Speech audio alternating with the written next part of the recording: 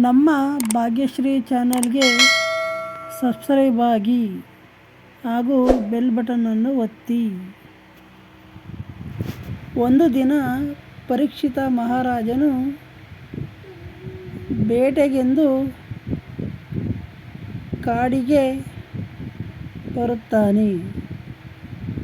ಅವನು ಬೇಟೆಯಾಡುತ್ತಾ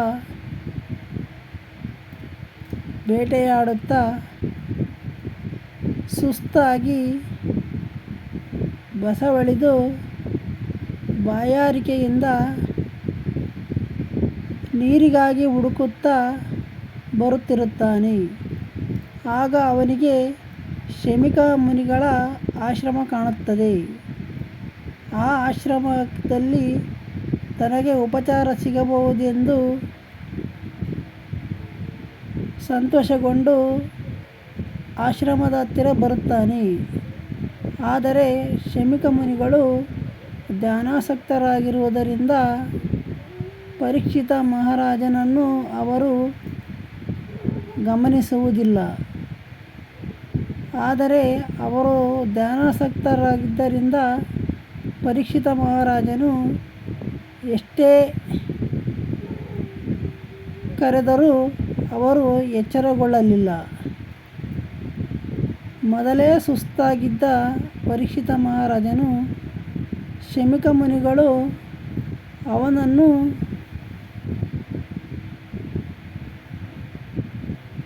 ವಿಚಾರಿಸಿಕೊಳ್ಳಲಿಲ್ಲವೆಂದು ಕೋಪಗೊಂಡು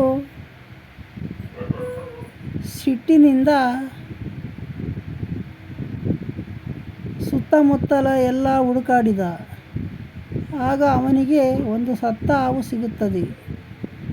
ಆ ಸತ್ತ ಹಾವನ್ನೇ ಸಿಟ್ಟಿನಿಂದ ಶಮೀಕ ಮುನಿಗಳ ಮೈ ಮೇಲೆ ಹಾಕಿ ಅಲ್ಲಿಂದ ಹೊರಟು ಹೋಗುತ್ತಾನೆ. ಆದರೆ ಋಷಿಮುನಿಗಳು ತಪಸ್ಸಿನಲ್ಲಿ ಇದ್ದರಿಂದ ಅದರ ಬಗ್ಗೆ ಅವರಿಗೆ ಅರಿವಾಗುವುದಿಲ್ಲ. ಸ್ವಲ್ಪ ಸಮಯದ ನಂತರ ಅವನ ಮಗನಾದ ಶೃಂಗಿ ಎಂಬ ಋಷಿಯು ತನ್ನ ತಂದೆಯನ್ನು ನೋಡಿ ಆಘಾತಗೊಳ್ಳುತ್ತಾನೆ. ಯಾರು ಈ ಕ್ರೌರ್ಯವನ್ನು ಮಾಡಿದವರು?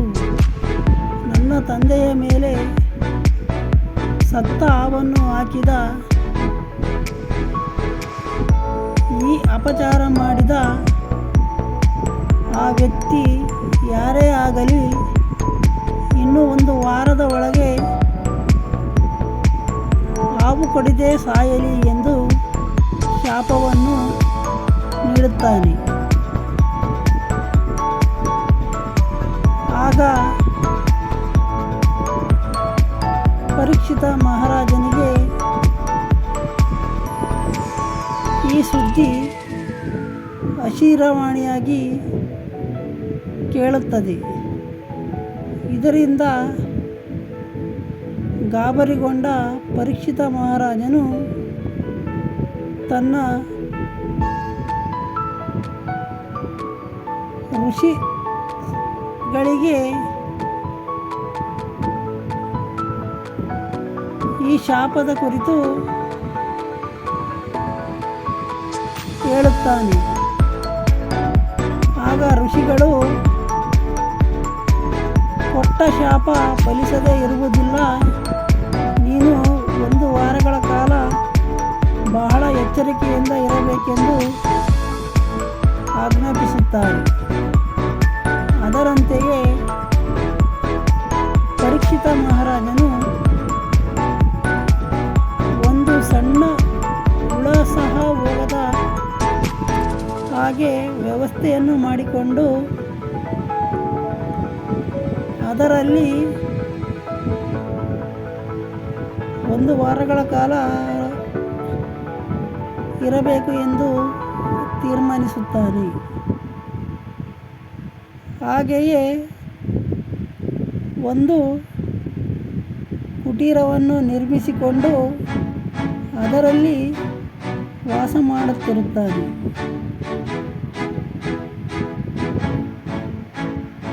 ತಕ್ಷಕನೆಂಬ ನಾಗನು ತನ್ನ ಹಳೆಯ ಸೇಡನ್ನು ನೆನಪಿಸಿಕೊಂಡು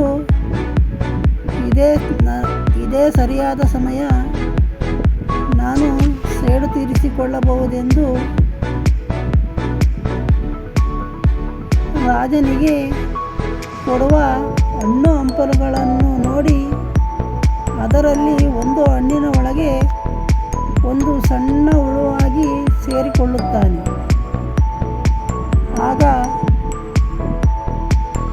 ಪರೀಕ್ಷಿತ ಮಹಾರಾಜನು ಹಣ್ಣುಗಳನ್ನು ತಿನ್ನುತ್ತಿರುವಾಗ ಆ ಹಣ್ಣನ್ನು ಕಚ್ಚಿ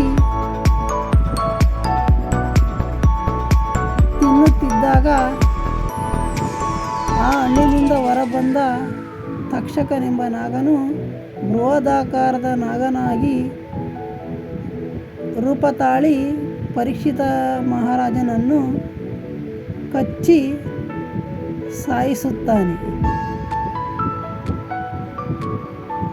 ಆಗ ಅಲ್ಲಿ ಸರ್ಪಯಾಗದ